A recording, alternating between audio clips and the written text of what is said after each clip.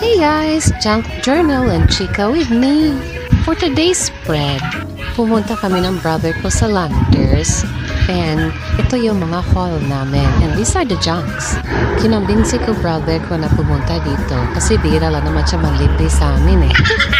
Yung brother ko kasi ay isang DJ sa isang cruise ship. Well, back to my spread. Ito naman ang magiging background ng spread ko. Wrapper na pinagkainan ko doon sa resto nila. Ito naman, nagpabili ako ng Nestle Crunch kanina. Ito naman, i-print out ko lang. Tapos, yan siya ay i-cut out ko lang sa box ng Jack Daniels na inumin na binili ng brother ko. Ang hirap kaya gupitin ng box katigas-tigas.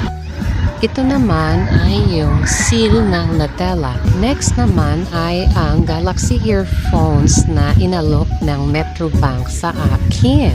Pero sa huli, hindi ko i-activate yung credit card. So, yan ay lahat ng junks na nilagay ko. Maglalagay na tayo ng stickers sa buong spread. Hindi naman madaming stickers kasi ginamit ko mga pang-accessorize is yung mga maliliit na drawing sa box at packaging ng mga pinamili namin. And ayan, tapos na yung spread ng Landers haul namin ng brother ko.